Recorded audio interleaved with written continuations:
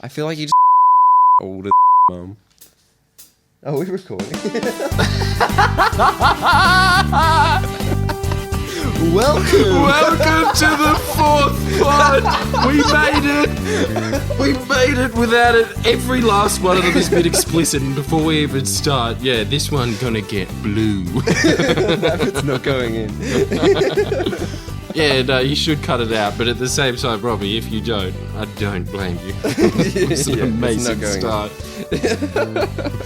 What are we talking about this week, Tom? Hello, everybody. Welcome. Already said that.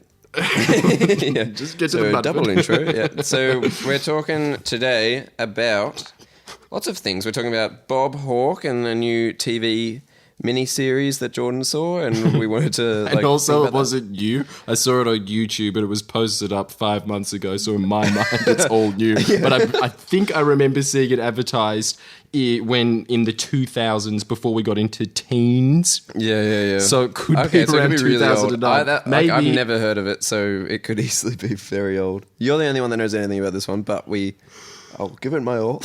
Yeah, basically I'm going to give you a review to a television movie produced by Channel 10 from possibly 7 years ago. So stay tuned for that. Yeah, we're also... You can still see it on YouTube for free. Also, we're wanting to keep talking about our hypothetical knife fight that we had between Alan Jones and Jordan Phillip Adams, is it? That was the guy. Yep. Several people wrote in with their eyewitness account, and they didn't know this at the time. They thought that it was a fantastical rendition of what they thought might happen if these two were fighting. Yeah. No. And that was our little trick that we weren't even aware of. We came up with it just before this pod, that actually you were eyewitnesses, and we're going to determine whose eyes are the best for deciphering truth in these situations. And the other people are terrible losers, but that person is going to be deemed Friendlyjordies Journalist of the Year. So if you wrote, you better listen to the end of this podcast to know if you got the... what do you reckon we should give away as a prize to them? We're obviously not going to give it, but an imaginary prize that they can think about in their Hall Trophy of the Mind. What's like a massive journalist's award that is given away? The Pulitzer.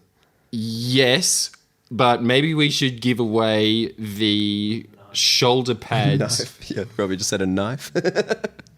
Yeah, right, you get a knife. Yeah. It's not even that good. It's from Kmart. And you have to think about that in your head. Make sure you stay tuned. Yeah, it says that. We're also going to be seeing what happened to Denny in this week's Goosebumps installment, which we're all really excited about. Genuinely excited about. Yeah. We all discussed this before the pod, that this is the creme de la creme of the show. Yeah. Reading a book that, even when it was new, used to cost $10. Yeah, I feel like the whole podcast is just wrapped around Goosebumps. It's like, this is all just filler, and then once we get to Goosebumps, it's like, that's when it begins. It's definitely the present, isn't it? Everything else is just heaps and heaps of layers of paper where we're going, thanks, Grandma. Oh, nice. Really nice packaging here. Oh, is it dinosaurs? What are the... Goosebumps! So we're all excited for that. This week, we didn't have to do any kind of poll to see what the decision is, what scare we're choosing, because we were sent back to the previous step because we were told to start again because we don't like Goosebumps. And you were horrendously wrong, so you've kind of frozen your privileges for 1 week. Especially seeing as, even though we explicitly said that we're not going to give you any choice in the matter this week, still people wrote in, and the overwhelming majority, even though this was an illegitimate poll, was, let's look for Denny again. Yeah. We already determined that there's less than a paragraph's worth of writing on that option, and people want to hear it again. So we're not looking for Denny again. We're going to continue on down the correct path and then get to a point where we'll have another decision, and that's where we'll stop and then work out where we want to go from that. Good on you guys for fighting the power, though. That's really... And good on Lonely Kids Club for keeping this alive. I don't even know if they know that we're doing this. Our only sponsor, thanks so much for the podcast. Yep, we love you. You gave us the book. Kiss the microphone. Yeah. We're also going to be talking about quickly the new rise in the approval polls for Tony Abbott and the new laws that he's been talking about, and then we're going to be talking about the conspiracy theory for the week that Jordan and I will be debating, which is chemtrails, which are basically, it's the idea that that planes, like commercial airlines that you see flying in the sky, the trail that they leave behind them isn't contrails, which are formed by the atmosphere. They're actually chemical trails that are either killing us all to create population control or mass weather control, where they're trying to darken the Earth's atmosphere to hide the illusion. Anyway, we'll get into it. We don't know all the answers. No. Least of all, us know all the answers, as I've watched. Yeah, but we will decide what is true here. And Robbie, who knows the absolute least, will be making that conclusion. Yeah, so I'm excited for that. Robbie, did you even know about chemtrails until Tom explained it then? I did not. Virgin He ears. hadn't. There we go, untainted. Yeah, which is awesome. That's so perfect. It's like just a blank page that we can have a go at. Yeah, to the average man, is this crazy? Yeah. Should we call that the debate segment Is this about... crazy? Maybe not is this crazy. Am I crazy or... That's the title.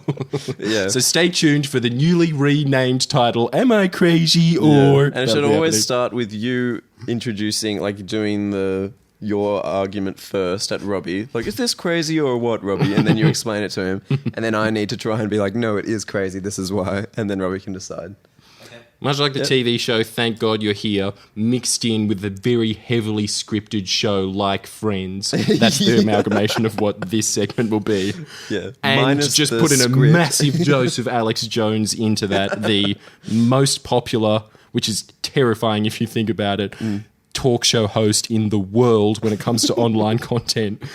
This guy is a full throttle conspiracy theorist. None of his theories are proven, nor can they be proven, and this guy has the most clout Online, yeah. He's basically the guy in the film 2012, the apocalypse film, that's like driving around in his van to avoid like the authorities catching him. That character is based off Alex Jones. Is it? Yeah, well, I think it's I pretty... haven't seen the movie, it's but a pretty wow, he's common, making it, isn't yeah, it? it's a pretty famous kind of like American character of the crazy conspiracy theorist that runs his own little radio station. And But his in the isn't a backwoods little nowhere. radio station he's anymore, a is massive... He has like 2 buildings worth of production. it? Yeah, It's crazy. a warehouse. Huge. Yeah. It's a $7 million a year operation. I don't know how much Office Works costs to run, but it can't be that expensive, can it? He's basically the same as those massive warehouses He's that you bigger see than near Office Works. Oh, Alex. I'm so glad that his tentacles have reached even further into the net with this. He's irreplaceable. What else have we got? So that's everything. So let's get into it and talk about Bob Hawke. Okay, so Tom, watching Bob Hawke the TV movie on YouTube. It was an hour and a half long, and they didn't really cut out the advertising in it. You know when you see a television show on And YouTube, it'll go to black and then black to what? Like they just cut the ads. even more so than that some of the ad will come in and you'll hear looking for a new diet that is guaranteed to, and then it cuts and then goes back Yeah. into, but Mr. Hawke, you can't go from the trade union straight to Prime Minister. You've got to be around for a while. It was the best possible version of it to watch, and I highly recommend that you Google type Bob Hawke the movie. It'll come out. It's got about 5,000 views. So thank you very much to the user whose name completely escapes me, because I'm pretty sure it was one of those blank faces that is not Why a would you face. remember it? Yeah. Yeah. It's just a public toilet man sign. So Was it- public toilet man signs have never steered me wrong in the past. They've always been a good place to dump on in that, and now they're a good place to dump on ideas to you guys as well. They're really good at that job. Was it a good show? Was it an honest interpretation of Bob Hawke? No, not at all. Just like highly It was dramatized. total. It was exactly what you would imagine Channel 10 would talk about when it comes to politics. A good current equation that adds to this is what's the main political television shows that Channel 10 has at the moment? it's Andrew Bolt, the Bolt Report, is the vast majority of their political content. And then the other one is this drama that's called Party Tricks, and it's about an opposition leader and a premier having it off behind the scenes. So there's no politics at all in it. It's just really softcore Yeah, I pornography. feel like it doesn't work with Australia. Like when you watch House of Cards or West Wing and those kind of ones, you do get the feeling like, ooh, maybe it's actually like this. And because how much more sexy is the idea of coming White from a House. hegemony as opposed to this kind of backdrop country that every now and then people remember purely because Hugh Jackman exists. Don't you think that's the only time Americans would ever think about Australia is when Oprah's interviewing Hugh Jackman and they go, and where are you from again? Where's that accent from? Australia! Yeah! That'd be the only time they ever think about it. Which is a really nice thought that's... Because we have a lot of varying degrees and layers of how we can think about the US, don't we? It's available to us because we've got so much of their media. yeah, which is great. Yeah. Their only version is Australia, Yeah. It doesn't really roll down. It's like they it's like making a drama about the Roman Empire and then making a drama about the British colony of when Rome had England. Yeah. Like the building of Hastings Wall or something like that. Like it's just The doesn't have furthest the possible sexiness. outpost that you could get. Yeah, exactly. Yeah. And it is exactly the same as that, because I'd imagine that in those days, one of the main, most powerful men in the back nether regions of the Roman Empire would have a huge amount of pigs that they own. Yeah, it's not too Paul dissimilar. Keating owned shares in a piggery. Did he actually? Yes. Some things never change. That's basically all that doesn't change is pigs. The constant. So Bob Hawke, basically, it's very loosely talks about his political accomplishments, which are very few, because obviously the mainstay is we both are die-hard fans of him, Paul Keating. That was his entire era, and he was doing everything behind the scenes. The best interpretation that I ever saw of it was this cartoon that summed it up perfectly. Did your history teacher ever tell you, while you were denigrating a cartoon, saying, why is this in a history book? Who cares about this? And he said, young man, cartoons are one of the most important historical figures that we have, because it's showing you what the everyday man thinks, and that's more of a truth than what is actually written in the book most of the time. Yeah, they never really sunk in. Like, it's sunk in now, but at the time it was just like, oh, yeah, all right. But yeah, why was it? So yeah, basically the cartoon is a picture of Bob Hawke, and it's about when he's starting to threaten to remove Paul Keating as treasurer because he was starting to challenge for leadership at that point. He's at the head of this ship, the mast captain, and they've just got his quote of him saying that Paul Keating is a very valuable attribute to the Labor Party cabinet, but he is not indispensable. And then you look back at the rest of the ship, and everywhere, the guy that's girtering is Paul Keating. The guy that's mopping up is Paul Keating. Doing it all. There's just 20 Paul Does he Keatings on feature deck. majorly in the show, or is he kind of just like a minor character? No, he's the guy from the Commonwealth Bank ads. Who's that? I can't remember what he does exactly, but it's always looking for a new home, and then that guy has just dented a massive... he's like hit a hammer into his wall, and the drywall's kind of cracked through, and he's going, "Oh, honey!" And then it says, "Commonwealth Bank has got you covered with the lowest premium and rates." That stuff. Yeah. He's that so he's guy. like a really nothing actor because his role's so small in the Bob Hawke story. But I've always thought that guy deserves more than what he gets in Australian film, but it's just not there. He does the role really well, but he has maybe 7 or 8 lines in it, and he's just a very dark, sinister man that's pretty much the only things that he says is, "Bob, I want what's coming to me. You promised this. If you don't stand down, I'm going to put all of Labor on your arse, mate.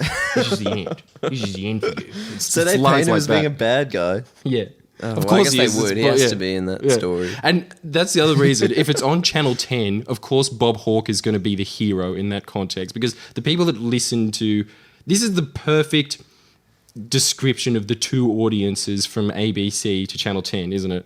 That ABC got 4 full-fledged really in-depth interviews with Kerry O'Brien And Paul Keating. Yeah, and Paul Keating, two of the greatest intellectuals of Australia's last 50 years, going head to head Yeah. in full-throttle political conversation. Then Channel 10, a TV drama. Bob Hawke, the sex, the lies, the scandal. What happened behind those oak doors? And on oak, they've superimposed 2 oak cartridges as the knobs that they have to turn it over. Yeah. It's obviously brought to you by oak. And Move's in there as well. It's a very moving piece. And flashes up a picture of Move. The point is that they couldn't even handle an hour and a half of political discussion, let alone 4 hours. And it's with the most popular Prime Minister in history, which I don't have that much respect for Bob Hawke, apart from how likeable that dude is. Yeah. Even though he's quite a boring man, there's something that makes you smile when you look at Bob Hawke. Yeah. Even today, and you know that he didn't do much in 9 years. He kind of just sat there and every time they needed somebody to say, to give Paul Keating's decisions a good face, that was the guy that they threw in front of the media. Yeah. And it worked. Yeah, he spoke at my brother's graduation and the whole audience was just so like, oh, he's great, isn't he? He's great. But like At the your crazy school- thing about that, like, but the intro to Bob Hawke is like Prime Minister and world record holder for drinking a beer faster than anyone else. How bad is that? That like he had the opportunity of being Prime Minister, and like when you're introduced, like saying like his major achievements, the drinking part is still like one of his big like calling cards. I guess it is a pretty impressive achievement, but like What? How is that different to the accomplishments that he did have that show semi-highlighted in a sentence or so before going back to, Margaret, me daughter's addicted to crack. But basically, one of the massive things that they did point out a lot, because it was Channel 10, so they have to talk about a social movement as opposed to economic reform, but it was him putting a lot of pressure internationally on South America to stop apartheid. He was crucial in that movement worldwide. I had no idea about that. it's really cool. Why is he still known as the guy that chugged a yard-long beer in the fastest amount of time? The guy that basically brought down the apartheid. That's what he's remembered for. And that he's proud of that. When he's announced like that, he always comes on going, yep, that was me. You're looking at him. I'm going to do it again now. Yeah, and he did. There was that video of him doing it at the cricket or whatever. That went crazy. It does make you really Like him for happy it. about It's just Australian like- politics yeah. that is the king. Of course it This is. guy. Yeah. Of course it is. Because again, it's like that's the Oprah, like Australia, like it's that's what we're known for. Yeah. So it just works for us. But we personally like that as well, which is what we always found really... That was always a massive cat o' nine tails in our thongs, to use an Australian expression. Quite awkwardly, because I feel really uncomfortable saying that. But we always knew that it was Paul Keating that was behind all of it, and that it was his movements. But basically, Bob Hawke got most of the credit purely because he likes sport. Yeah, that was always that's why that thought annoys me, because when you're looking at it from like the Paul Keating way of seeing it, it's just like such a frustration. Like because then it came back on Paul Keating again with John Howard. Like on either side of him, he had these two like just guys that just were really into like the cricket, and like it was just such a unfortunate position for Paul Keating to slide into between these two guys that like both just existed off like popularity in just appealing to the masses.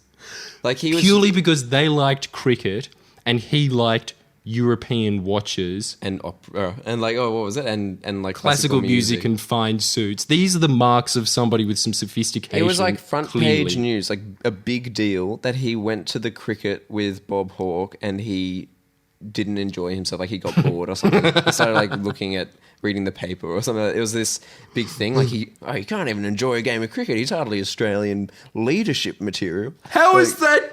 How can you not be bored watching cricket? The only way is to break the world record for drinking the most amount of booze. Isn't it? You have to be smashed to enjoy the cricket for 6 hours straight. Yeah. You can't see anything. It's ants on the pitch.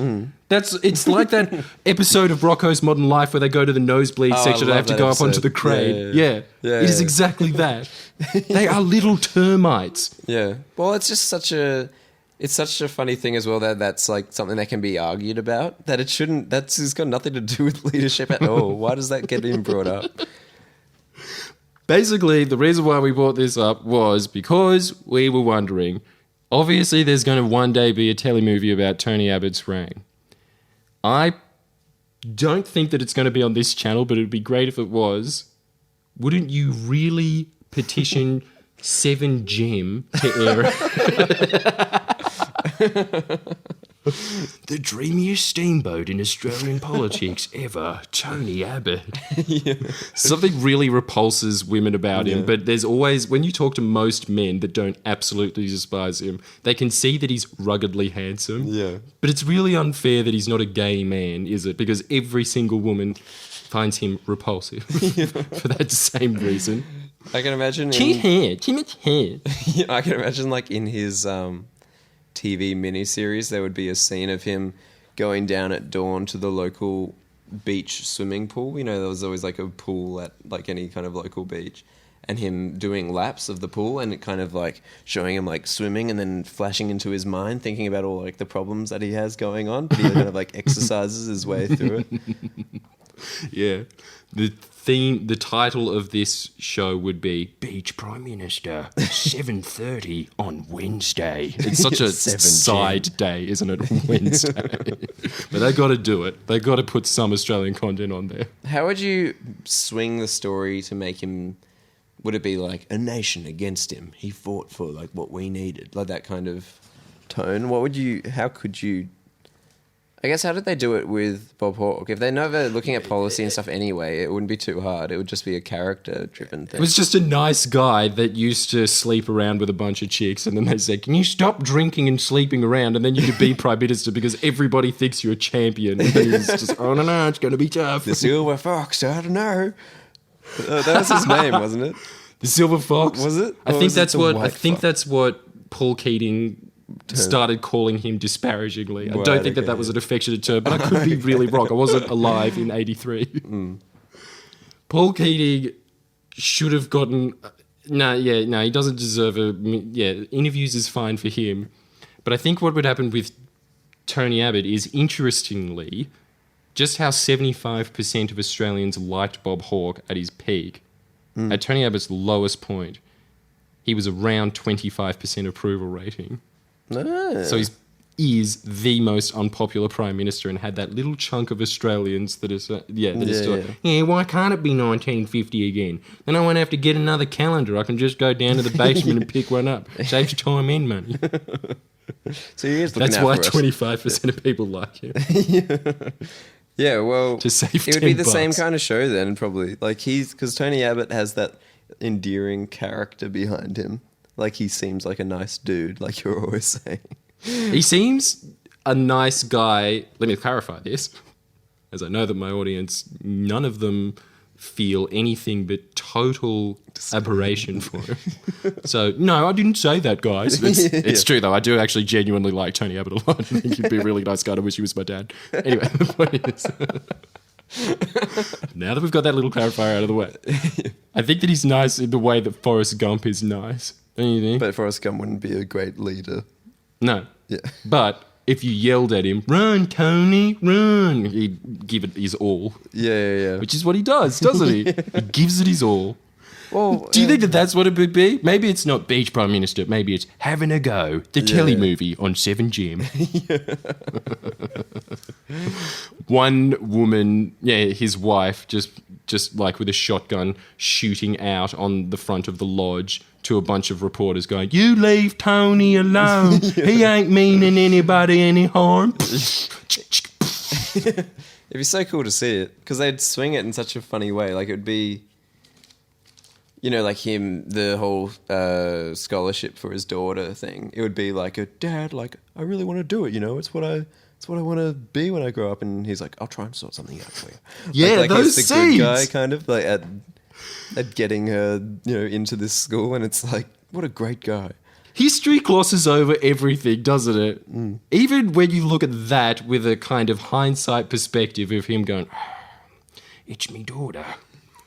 I'll figure something out, love.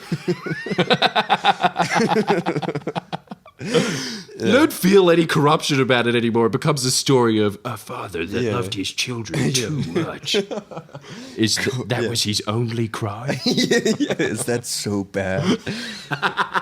So what we were wondering from you can even write up the scenes if you want.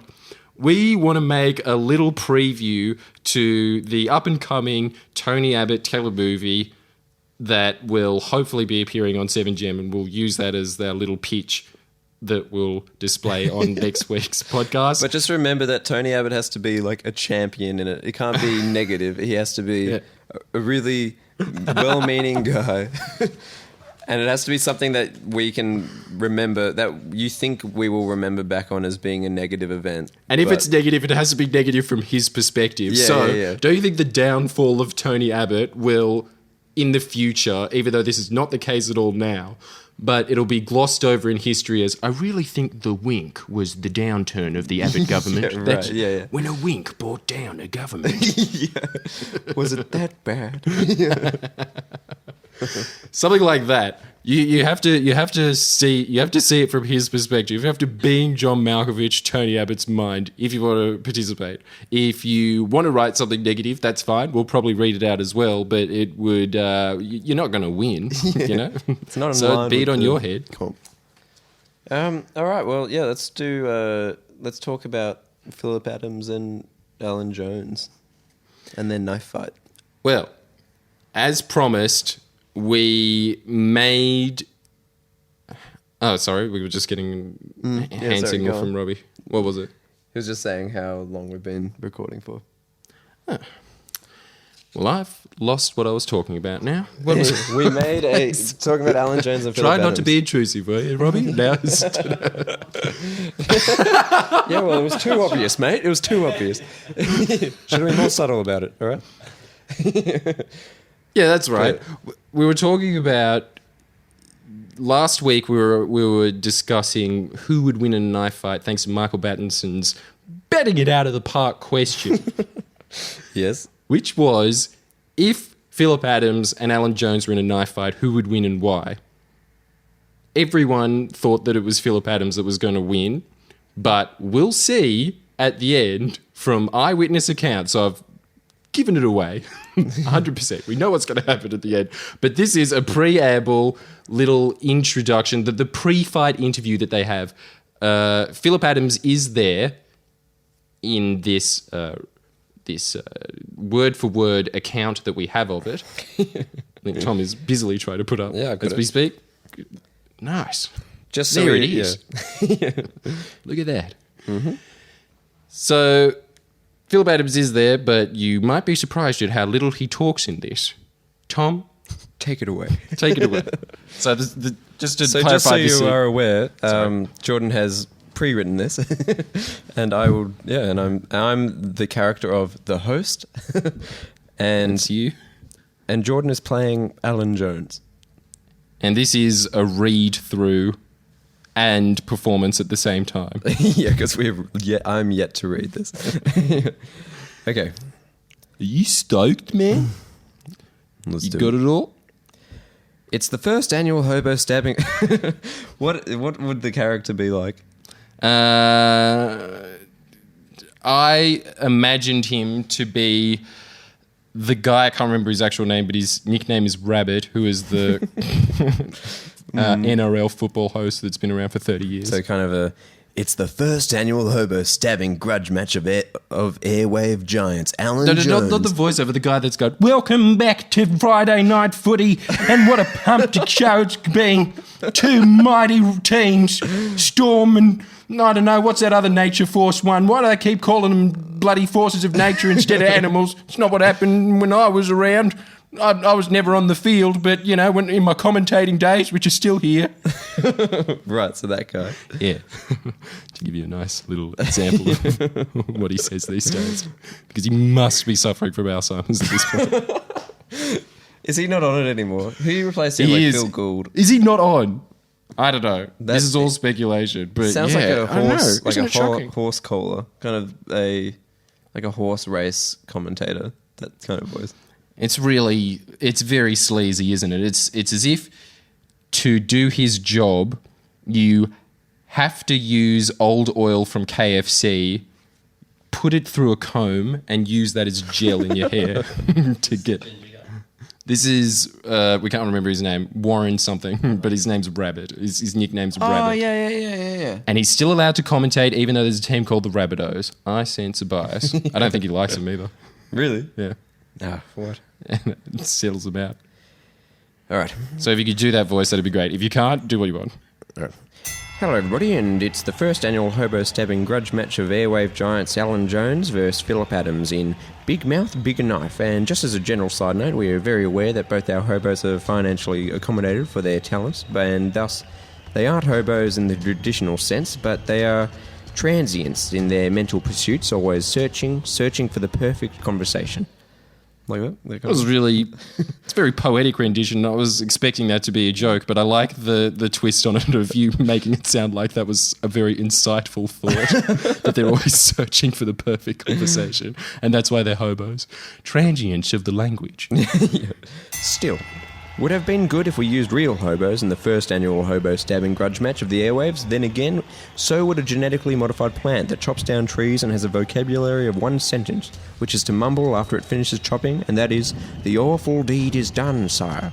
But you can't have everything, well, can you? Alan, we'll start with you. Now look, I know this is supposed to be a pre-fight press gathering where I'm getting asked questions, but allow me to break convention a little and ask you a question. Why can't I stab Philip Adams in the head yet? It is absurd to think how long I have waited to give one man a coin slot in his head, so he looks more like my piggy bank at home. And no, it seems like no one has any idea of why this quite simple process has been taking so long. Well, I'll tell you what it is. It's bureaucracy. Plain and simple. And if Canberra's looking for a boogeyman to blame for this horrendous mess, where can I stab Mr. Adams in the head? I've got to wait.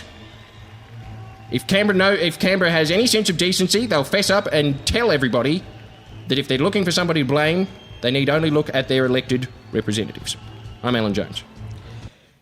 That was great. And it was ad-libbed as well. I started panicking halfway through. My eyes were darting because I lost my space. Yeah, I was trying to read through and I couldn't keep up.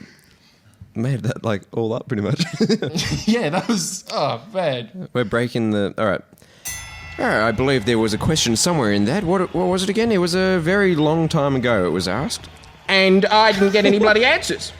No one seems to know who's asking what anymore, and it's at this point that somebody's got to put up their hand and make the very reasonable suggestion that maybe we need a scribe taking note of all this. Well, as usual, I'm going to have to be the one to do it. Where is the scribe? Where is the scribe we've been talking about since Adam wore a fig leaf? No, not you, Mr. Adams over there, who I'm going to stab in the head. Original Adam. Plain chips Adam, as opposed to chicken-flavoured chips Adam over here. Philip Adams over here. Because he's nothing more than a dirty chook. What a sook. Hasn't said one single word the whole day. In fact, he seems to be practicing some bizarre voodoo ritual on me. Cursed with black magic, I feel. I can feel his needles piercing into my lungs as we speak. And no one seems to be doing anything about that either. It's what is this modern Australia become? Because I don't like it one bit. I want nothing to do with this black magic being cursed onto me. That is completely against my wishes for my own well-being. Garbage, if you ask me. I think... Oh, man. I think he Philip is Adams... going off on one of his traditional tangents. If you've just joined us. I think Philip Adams hasn't said anything because he's listening to you, Alan. What in the world is that? You don't know what listening is? First time I've ever heard of it. The first time I've ever heard that word in my entire life. And that's good enough for me. Here's my wholehearted opinion on lisping. Listening? You can call it what you like. It boils down to the same thing. new taxes. That's all the Australian public will hear when you tell them about this lifting fiasco, because they're not stupid, are they? They can sniff a new tax coming a mile away because they're the bloodhounds for this sort of thing. In fact, I had an expert on a few months ago who told me that there was no scientific link between bloodhounds and the Australian public, and yet they're able to smell just as well. It really makes you think what's going on in Canberra, where Alan Jones trails off, and you're supposed to be the voiceover from really? this point on. But go, man, go, it's all you. Alan Jones continued to spout opinions even when he was in the ring squaring off with Philip Adams, and everyone who smokes holiday brand cigarettes continued listening to his every last word, except of course when a TV show was on about how much antique items can be sold for. Then they partook in the 80-year-old version of porn. That's it. You keep going. You said it, man. It wasn't me. Fantasizing that they too owned a doll head worth $250. I'd never sell it, though. It's just worth a lot of money, and more than that to me, but it's nice to know what it's worth, you know? Why? It'd be nice to know that, too. There's just something about 80-year-olds that turns us into reject shop price guns. Knowing the cost of knickknacks consumes us. Stay tuned to find out who won the fight. All right. There it is. There'll be plenty more of that in future podcasts, whether you like it or not. You're going to have to sit through it. Jordan, This isn't all fun and games. Going to have to read scripts from now on, guys. We're busy people. We don't have time to read this before. We talk for an hour to warm up to get to this point. We don't have time in that hour where we're saying literally nothing to read through a bloody 5-minute script. What do you think this is? I like that. It's like you write this script and then we have to do it live, like reading this thing, which I don't know what you've written out. Anyway, Yeah, I liked it as well. I'm really impressed by your Alan Jones impersonation. It's Are really you? good. Yeah, I like that. I'm genuinely flattered by that. What did you reckon, Robbie? Did you like that? Or Yeah, it was good, yeah. he hated it.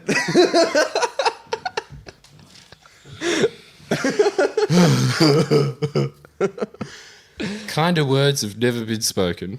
All right, let's move on.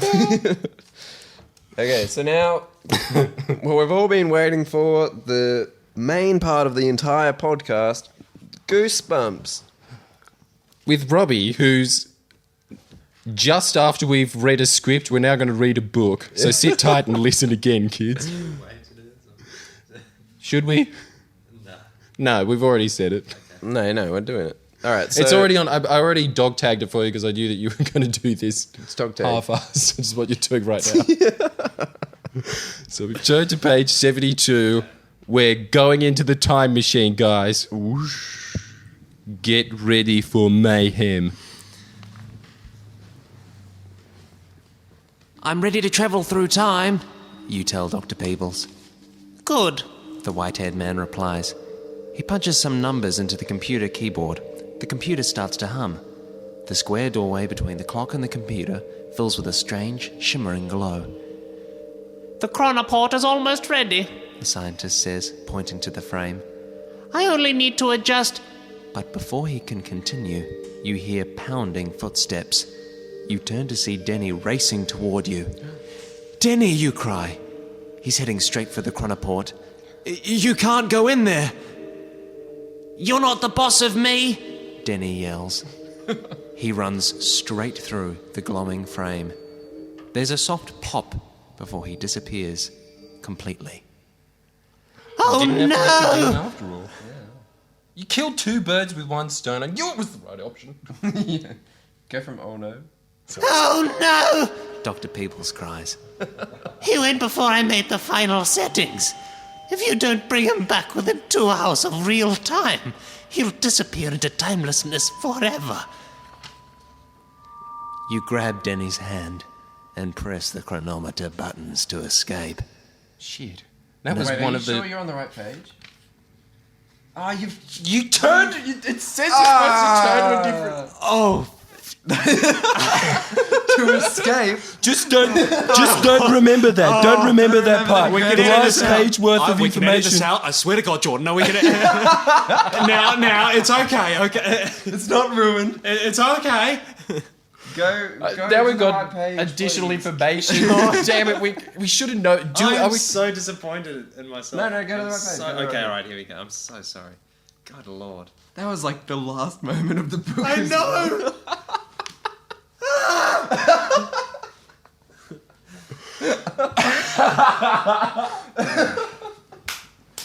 Stay tuned for the middle bit. We've given you the 2 bread piece sandwiches of this book.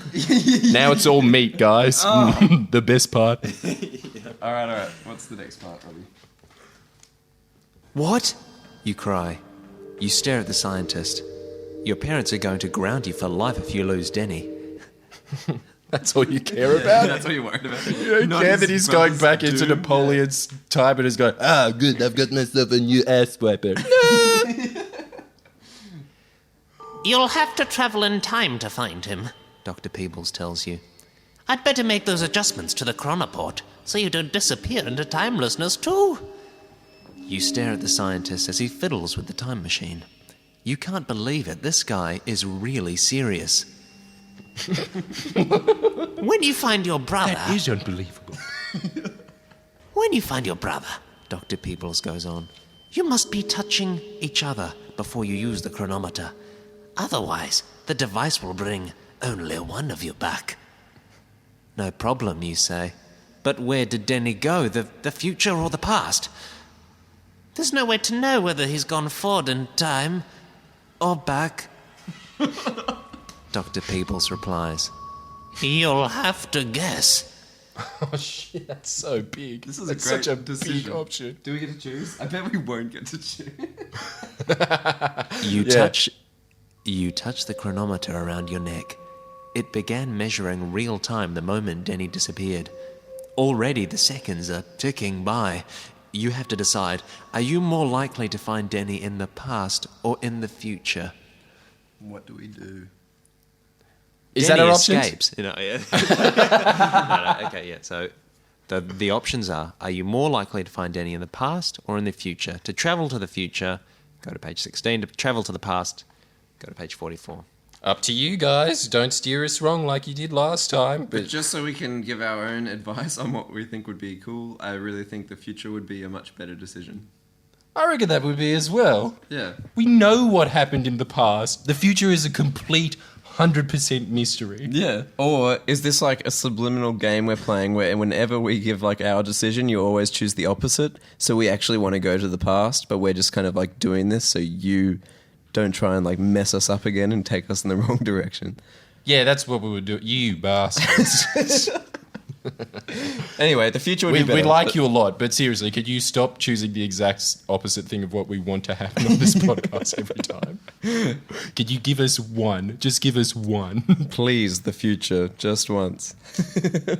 This time, Man, it's so much better if you had just a really spotty, got heaps of holes in it leather jacket while you were saying that, just yelling into the microphone like, there's not enough time, just go into the future, please.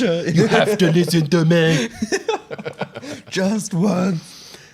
we'll do a Facebook poll this time. Yeah, so we'll do an actual Facebook poll because it's annoying scrolling for a few minutes to just add them up. It'd be probably better to have a poll. Yeah, I've got nothing against that. Whatever makes it easier for you guys. All right, well, I that was didn't do the Goosebumps. counting Thank last you, time. Lonely Kids Club. They're great. Now we're going to talk about chemtrails here on the podcast. Why do I have to announce it? It sounds so much worse when I don't have the piece of paper in front of me. Is that what we're talking our about? segment in the show where we debate over conspiracy theories because it's something we very regularly do, and we thought it would be interesting because Robbie is our blank slate here that is very interested in learning about these things, and Jordan has a wealth of knowledge in them, and I'm not so knowledgeable, but a bit more skeptical about it all. So we're going to just... It is a natural bias towards you, though, isn't it, Tom? Because Robbie is much like Buster Brown from Arthur in that he has unwavering belief in aliens, which is so far off the reader's in terms of belief. but we're in this together. And hopefully my head could turn around at a 360-degree angle and start laughing when I said that. But it didn't, purely because that's not possible. But both Robbie and I are closer to believing that's possible than Tom is, so it is a massive uphill battle for Tom in this studio. But it looks like the audience agrees mostly with Tom. They seem to like the notion of sanity. I don't know why they like thinking about things that are logical. It's because it's ridiculous. This one, all right, this will be the case in point example of how ridiculous some of these ideas are. This is like, Jordan was like, I don't know, man, this week I don't think you're going to be able to do it. Like, we're talking about chemtrails. We're talking about chemtrails this week. But then, like... Such a massive handle. Yeah. But it's chemtrails. So, all right, Jordan, you explain to Robbie what chemtrails are and why you, like, just what is happening in the world. Okay, but first, let me ask you a question, Tom. And this is a serious question. What was that line I was supposed to say that we were joking about earlier on in this pod? Because I forgot. What? I don't remember. Me neither. What was it to do with chemtrails? Let's just make a new one now. Robbie, let me ask you this. I was supposed to have some What was the name of the catchphrase. show? Oh, yeah. The point is... Crazy or what? Like, am I crazy Am I crazy or... Yeah.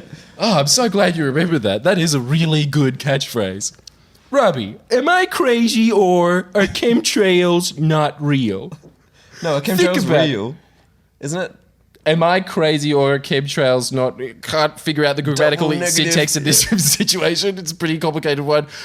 Look, anyway, the point is I believe in chemtrails, Robbie. And you need to know about it because it affects you as much as it affects me. Which was terrifying because after I watched probably 3 hours worth of documentaries on this and half an hour of Alex Jones's rambles on it, walked outside the next day, what did I see? Tom, do you know? Yeah. How did you know? So what are they, firstly? Explain. All right. So scientists and, everyone Jordan's doing inverted comma fingers in the air right now.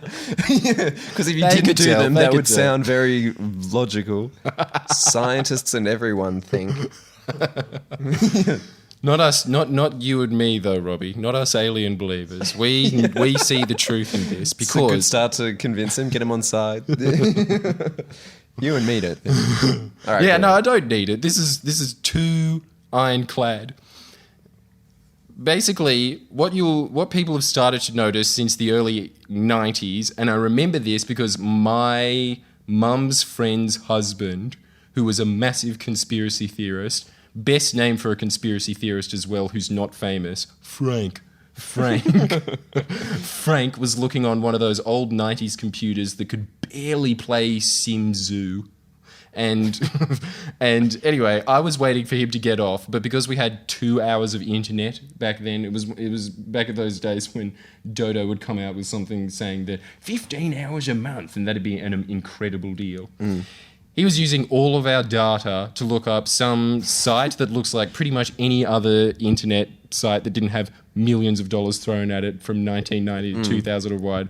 It was a pink screen with Times New Roman font and bold, but not really much larger font to show you where the titles were. It was just, you just had to look for bold to know when something started or something didn't. Yeah. That was where the theory of chemtrails began. And you'll notice it in the sky a lot, planes with this massive trail of vapor behind them that looks a lot like one of those Cindy, will you marry me trails, except for it's in the air for sometimes days. It'll be you can come out the next day, which is what happened with me. It wasn't a day, it was half a day. But I still came, that would have vaporized in normally a couple of hours. But I came out in the morning at 7 and it was still there at 1 in the afternoon, the remnants of it. What are you Conspiracy suggesting? theories believe that this is putting aluminium in the cloud vapor, really tiny fragments of aluminium in the cloud vapor, because for two separate reasons, they don't know what the reason is, but some people believe that the ozone layer is way worse than what we think it is. It's completely depleted, according to them. So they're making a fake atmosphere for us to protect us, basically giving us some sort of sunscreen, but it's really toxic. Which is reasonable to me. Go on. Yeah, go on. the other reason that they've got it is that it could possibly be they're poisoning the planet. So Monsanto says, so there's too much aluminium in the soil at the moment. Well, we've got some genetically modified plants, but you're going to have to buy them off us from the future, which means that they'll be destroying all organic plant matter in the world. And this is backed up by the fact that any place that you see these chemtrails, they've been doing soil samples across places where they're constantly putting these long withstanding chemtrails, the ones that last half a day to a couple of days. The aluminium content in the soil has gone from 2 parts per billion to 61,000 parts per billion. This is in places where there's... No, say that again. Okay, let me just back up. After 2, it starts to get slightly toxic. After 1,000, you're supposed to tell the FDA or some environmental agency in the US, you're supposed after 1,000 parts per billion, that's very, very toxic, as in the same kind of toxic levels that you'll find in rivers in China. It's bad to get to that point. This is getting and this scary. Is 61,000 over that. Then you start looking at the bark in these areas and it's easily falling off, kind of like a guy with cancer when you start takes out tufts of his hair and it's falling out like that. Leper. Yeah, leper. Same thing. better, Yeah. That's a much better example. Just a real easy slide off of the finger. Just there you go, Rex. Chemtrails. That's chemtrails, man. We're falling apart. This is in areas up in really pristine forests where the only access to lakes is through rainwater. That's it. There's no streams that go into them. Plains. That covers. Why is it 61,000 then, Tom? Do you have the answer specifically to that? Didn't think so. So I'm calling it now. It's a foregone conclusion because you can't answer that. And that's huge. All right, well, here's the first. All right, So, so. can I just ask, do you think that's governing the routes that planes are taking? No, you'll see it. You'll go on the net and you'll look at these sites that have been up since the 90s and haven't really been upgraded since, except for maybe to put one of those gifs in of a woman with her eyes popping out of her head going, that's a lot of aluminium. But she has a point. These chemtrails are basically also going in crisscross fashions. You'll see it all across the US, in France, Germany, here. You'll see them. flight paths, right? No. This is crisscross pattern like a chessboard that they're flying in a real purposeful manner. So you're and then saying- after yeah, that, so they're playing this is what fire. also they're saying. Locals in, say, Hawaii, for instance. Yeah. This is another part. Their aluminium content was slightly lower, but not much. It was 39,000 parts per billion. They were saying that they can't see the horizon anymore, even though they're standing on mountains and they used to be able to see it to the Earth's curve. Now it's constantly this greyish silver fog that's around their island all the time. That never existed, even if you go back to people that have been living there since they were their grandparents, that they said that was never the case and that you could always see thousands of stars at night. Now you can only see 5 or 6. It's exactly the same island. That's the only difference. That as soon as these chemtrails started appearing, that's when you started to see the stars. Tom, you'll have your turn to talk. And that turn is now. Go. Wait, firstly, Robbie, where are you standing right now? Are you pretty convinced by Jordan? I mean, I'm intrigued. I'll give you that much. I'm intrigued. I need to hear the other side. But I do want to ask, do you lean towards the purpose of the chemtrails being the sunblock, ozone angle, or the other one? What? I like the idea that the ozone layer is way more depleted than what the government is telling us, because that sounds like such an epic sci-fi movie to me, which is pretty much the only reason why I believe in this conspiracy theory. Because don't you think that that's the great findings to one of the science fiction film of the year, featuring someone like Tom Cruise, for instance, where the premise of the story is the ozone layer is completely depleted, but one Top Gun pilot is going to stop that. Chemtrail. To the danger zone. Danger zone. They use exactly the same song of Top Gun. Yeah, I like it because it sounds it sounds way more futuristic. But here's another point of it. NASA is saying that in North America is now 20% darker than it was in the 80s, which is around the time that chemtrails started to occur. And I can attest for this. When I went to America, the sky there is disgusting. Everywhere that you go, even when you go to the Yosemite, it's still this really gross, kind of polluted, brownish light blue, isn't it? But that... Yeah. Could it just be your garden variety pollution, though? Does it have to contain this, sinister chemtrails narrative? I don't think you're listening to the figures, man. We're talking about 61,000 parts of aluminium per billion. That's a billion. That's a lot of thousands. No, but it doesn't at all. So how does aluminium create pollution in the atmosphere? How does it create pollution in the atmosphere? What's the aluminium doing? What are you talking about? Aluminium causes cancer. It destroys soil. It makes it poisonous. That's a separate problem to the haze in the air. Well, they're obviously interlinked because chemtrails, as we have chemtrails clearly have both, established, exist. Chemtrails have both some kind of pollutant that is causing the haze, as well as little parts of aluminium. That No. The aluminium is the pollutant, the main pollutant, and then there's some other metal called boron or something. So it sounded too aluminium Superman-y for me to causes. remember. Okay, right. Okay, You on page now? You agree? Can we stop I don't this agree, now? but I understand where your argument.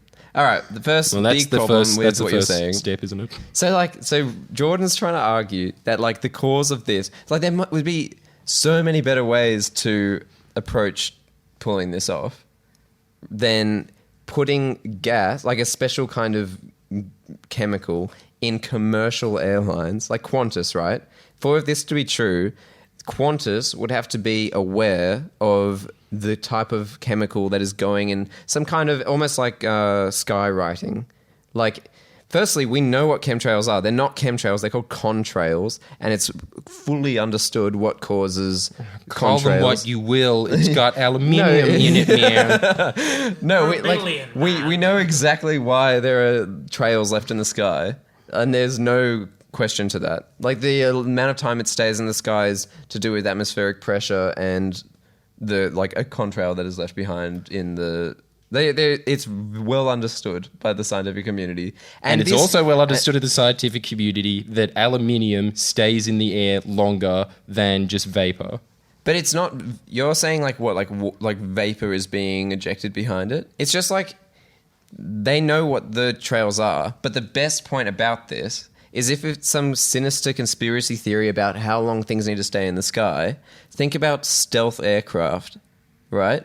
I would if I knew what it was. No, stealth aircraft like a stealth plane in that the US military would have. All those planes, so all those aircraft are developed to have no contrail left behind, right? Because think about if you had a stealth aircraft flying over a hostile area, if you were leaving a contrail behind you that would last there for a day, right? Then it would defeat the purpose of having a stealth aircraft because you'd see a plane's been flying over here. So they know how to not leave contrails now through I read half a dozen different methods of not leaving contrails in the sky. They know how to do it, to not do it. So leaving contrails is just because they can't be bothered to not leave the contrail. If they were leaving chemtrails, of leaving chemicals in the sky in this sinister way, why wouldn't they do the very simple method of just not leaving a trail in the sky? They don't need to leave a trail. They know how to not leave contrails. Because it's not a contrail. No, it's a chemtrail. No, but they could leave. It's got chemicals in it. Yeah, but they know how to do it. They could do it and not leave a trace. How? You don't need a cloud. If it's not just vapor that's getting sucked into the engine and back out, and it's actually got pieces of molecule in it. No, because all right. So what's aluminium?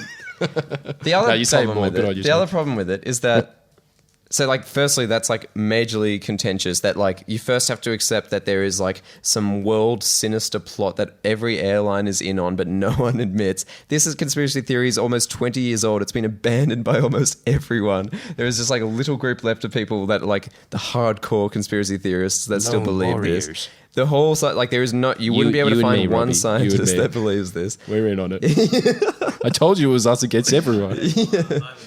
Also, so first you have to accept all these parameters around it that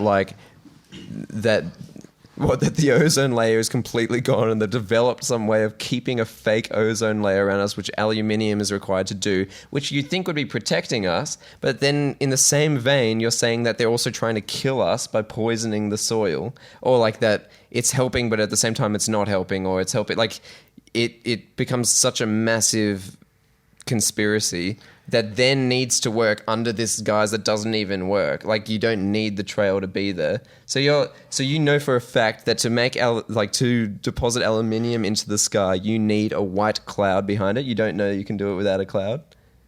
You know that. Its visibility isn't integral. You don't need it to but the point is that everyone's like, oh, we can see these trails in the sky, and that's how they know about it. You can imagine saying two people standing there going like, how do those trails happen? Why do those trails happen? And then they'd be like, yeah, I don't know why those trails happen. And then someone being like, I know what it is. It's the government. They're out to get us. Like, why would you use airplanes as that method anyway? Why not use... Because they're putting sunblock on the earth. I know it sounds you don't crazy. Need to use, there'd be much better ways of doing that. How about emitting carbon dioxide through cars? That's it's an invisible way of really affecting our climate. Why would you use commercial airlines that are letting out visible gas, which isn't even covering, which is kind of crisscrossing, but not covering an area that is then in some way assuming that UV light that's used as some mass sunscreen that's darkening the earth. There's so many elements to that just don't work. But just admit this. If they are doing it, you'd think that's awesome, wouldn't you? It's fun to think about. It's cool to postulate about, exactly. But I think JFK is a cooler one to postulate because it's way more... There's more of a motive. These motives are... the main motive that people believe isn't the one that Jordan's talking about. The main one that everyone believes when it comes to chemtrails that Jordan didn't bring up because he knew it would destroy his case is that most people think chemtrails are a form of mind control. That all the gas is coming down and it's changing the way we think. So then when the New World Order takes over, we're able to just be blindly led away like slaves because the trails that Qantas leaves behind has been I was just building up to that. I was going to say that. I'm not afraid of the truth. You are. Wait. Also, turn the microphone around, Robbie. You have to hear this piece of information before we get to our verdict. What do you think about them controlling weather in general, as well as the fact that on top of this, and I'll backtrack, we'll go back to that, but first off, they believe, scientists have been postulating and they've been talking about it in NASA, from the White House, most upper echelon government agencies have been talking about how they can terraform the planet, right? Just in case the ozone layer does disintegrate to the point that we need to start doing that. So isn't it plausible that they could be doing it as an experiment? No, well, you've misheard it because we know that... because what do you think would be more valuable? Releasing a company that knows how to terraform the climate, releasing technology that can say there won't be any more hurricanes because we can stop it, or there will never be another natural disaster because we can terraform the globe, or it being this secret unknown conspiracy, which that technology, they are talking about using it to terraform Mars and Venus to create new colonies on it. So why not Earth? Yeah, Wouldn't it be an easier job? They're saying that they won't be. Wouldn't it? No, they're saying they won't have the technology. They're saying that it won't even exist for 1,000 years. They're like, yeah, this will happen in 1,000 years. Not that we have been doing it for the past 40 years and we can't even send a spacecraft to Mars. But we know how to terraform the climate to control it exactly as we wish. Where have you heard that it's 1,000 years? Because I heard that they were saying that it's feasible to do it now. I heard it on the Stuff You Should Know podcast.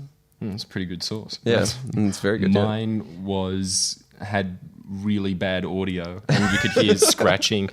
Worse than this, it was definitely a camera. It was definitely something that you plug into a laptop, and then you could hear lots of scruffling at the beginning of. Okay, so what I want you to know about when it comes to chemtrails. So I've got to concede that source is better. But if I could go back to my mainstay source of Jesse Ventura. All right, we all love Jesse. Yeah. What's his? Have you heard of HARP? No. It is a massive conductor up in Alaska, which is around where the Aurora Borealis is, the perfect place to control weather, where they're pumping in 1 billion watts of electricity into the atmosphere, into the ionosphere. The top part where all the clouds are formed.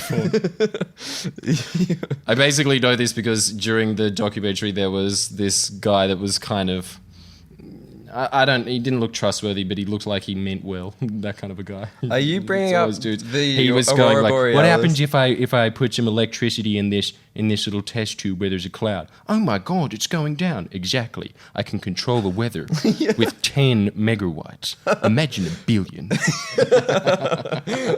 But it's completely guarded. Why is there so much military? And why is it right out in the middle of nowhere if there's so much? The public is not allowed in there. There's 3 or 4 gates with armed guards. Okay, yeah, your very own reason that you're saying right now of it being so heavily armed is shooting yourself in the foot. Because if it is so well guarded, how do you know anything about what they're doing? We don't know anything about what they're doing. So we're just saying, why are you anything? putting 1 billion watts of energy into the sky if you're not trying to control the weather? As well as Ronald Reagan wanted to find a way to use weather as a weapon. So, ergo, Ronald Reagan was a president, right? President, government, weather control. Chemtrails.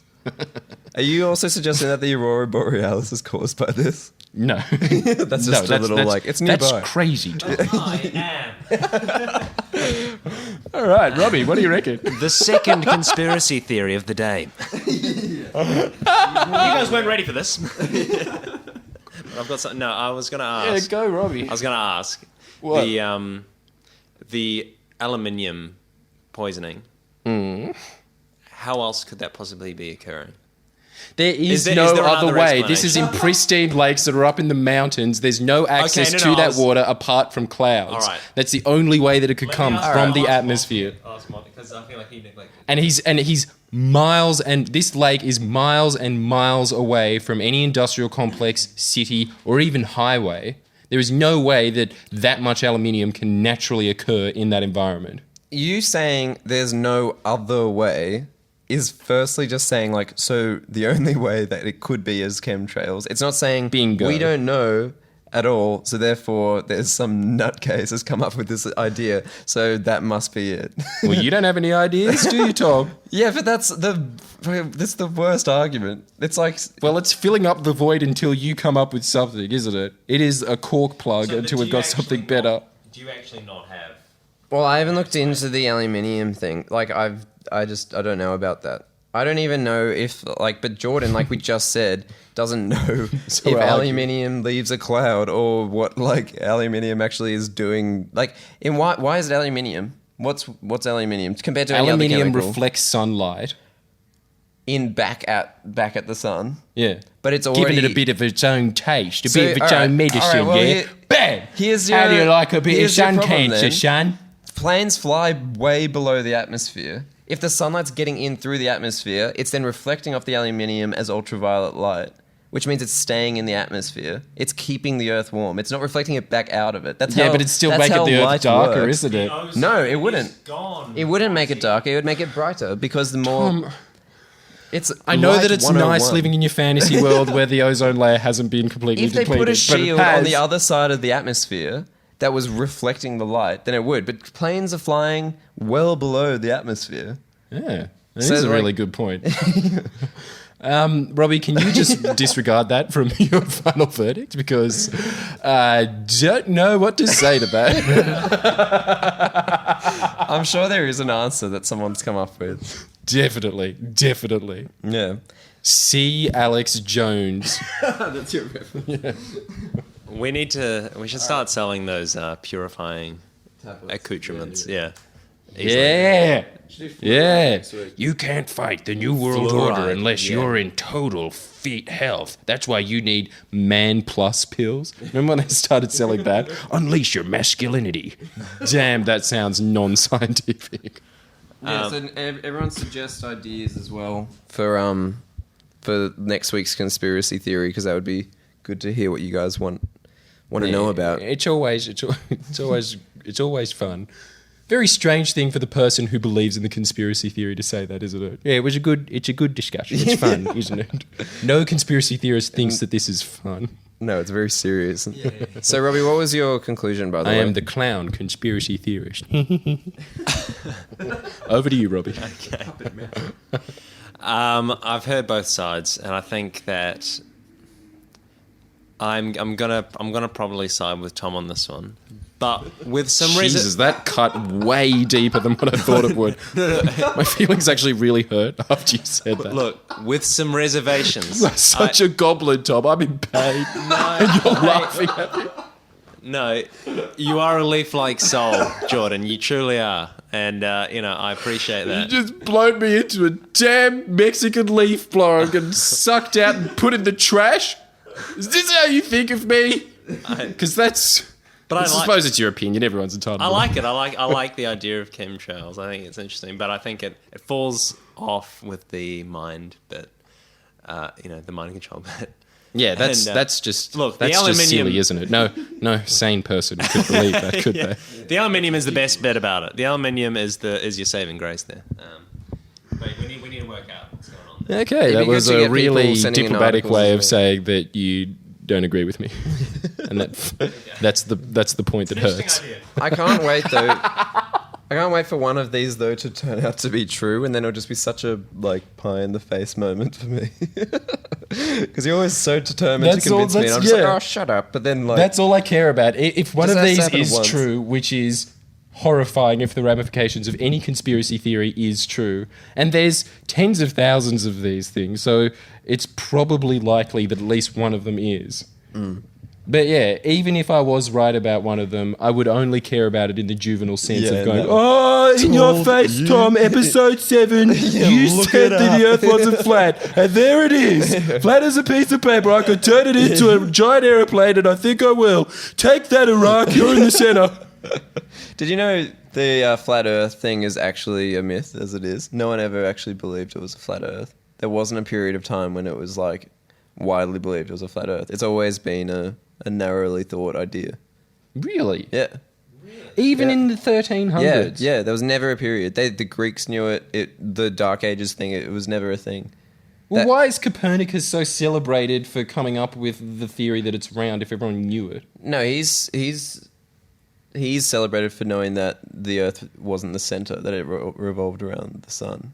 Ah, okay. So it's back in my saving graces then. It was always thought You're a wily bastard, aren't you? It was always a sphere or a flat disc within a spherical thing. It was never we're a flat square or a flat circle. It was always we always knew there was some kind of bigger three-dimensional thing going on. Was there ever a theory that there was a bunch of elephants holding it up on top of a turtle floating through space? Yeah. Or was that just Terry Pratchett? No. I think those things did exist. Oh, what was it, on the back of a water buffalo or something? And Yes, Earth is very impressive, but it can never be as impressive as that, can it? Wouldn't you really like dangling on an elephant's back, and it scratches, and that's why an earthquake happens? Yes. Yeah. And it has very intricate knowledge of how universal gravitational pull theory works, because he's never been sucked into the sun's into the sun's pull. When he's so you think the elephant is within the universe? Is the navigator on top of the turtle that puts his trunk down into the turtle's whole ear and says, "Bit to the left, mate." No. That's how it's a good system. Yeah, well, you never know. All right, so let's talk about the new laws and Tony Abbott quickly. Or not? All right, we can leave that. Well, how much time have we got? We're about 110. 110. All right, Oh, maybe wow. we should go straight to the end. Yeah, let's do that. The exciting conclusion to Philip Adams v. Alan Jones. We had 3 eyewitness accounts here. Abe Parsons, Liam Sloggett, and who could forget dear old Dan Gallipo. I did. Sorry, Dan, you were on a different page. But the first 2, Abe Parsons, Liam Sloggett, very different accounts of what happened. It's crazy what happens in the blink of an eye. It's kind of like that gorilla that's put in the middle of a basketball game and no one notices that it's there. That's Because really cool. This Are we exactly having what's one happened winner, here. or are we going to read out a couple and then choose a winner? I think that we're just going to give it to one winner, but I'm just going to give letters of recommendation to these guys in verbal form, so it's just accolade. There's no letter. Abe Parsons wrote that there was a tag team match between obviously Alan Jones and Philip Adams, and the side was Fran Kelly and Andrew Bolt, who were smacking each other over the head with chairs. I love Complete the WWE contradiction. add in. Of course, it adds a lot of. That's why I was reluctant to believe it at the end. It seemed a little fake. Abe, are you sure you saw that? And then, he didn't even know. That's the best part about this. Thought he was just coming up with a story. But no, it's your word now, and everybody, Abe Parsons is a dirty liar. Don't trust anything he says. And what about I'm sure Liam he's seems nice. He's got a really good smile. But now we've got Liam Sloggett, who basically believes that there was so much blood at the end from the stab that there was a massive splash similar to ones that you see of a killer whale going into the water at SeaWorld and wetting the first 3 rows of kids that scream. Thought that there was that much. So there's very differing opinions in that. I don't know which one to believe, which is why I chose Dan Gallipo's as the correct answer of what happened when Alan Jones versed Philip Adams. We all remember it. What a faithful day. Here's what he says. So regarding bum fights 2015, I'm going with the underdog Philip Adams because we were certain that Alan Jones was going to win. Yeah, As usual, everybody disagreed no with one us. agrees. Nobody said yes to that. I think he'd use Alan Jones's temperament against him, getting him riled up Rocky 3 style with questions about climate change science and his fracked home. Because Alan Jones's house is now a fracking project, which is the only reason why he's super passionate about fracking. They've got to stop this before it's too late. Because his own house has been destroyed by it. Other than that, he would have been, go nuts, fellas. There's another house that you missed. Eventually, Alan would tire/stroke out and Philip would coddle him before slipping in the knife, stroking his head, whispering, and this is why I chose him, because I think this is the perfect line to say to somebody who's merciful when you kill them. Shh, it'll be over soon. Good on you, Dad. That's exactly what happened. I remember it crystal clear. John, is your momentary amnesia cleared? Is that what you remember as well? It's coming back to me. Yeah, I think that's what happened, but I'm He's kind of got confused it! about it all. Dad won! 3 against. Everyone else just had 1 vote to them. And that's how we're Trounced. wrapping it up. That's the peak. That's the peak, ladies and gentlemen. Something that definitely happened. Alan Jones is dead. Philip Adams is still alive. What a story to finish that on. More updates as more pods come out. But until then, just don't listen to Alan Jones anymore. It's not on radio. It's just repeats. See ya. So there you go.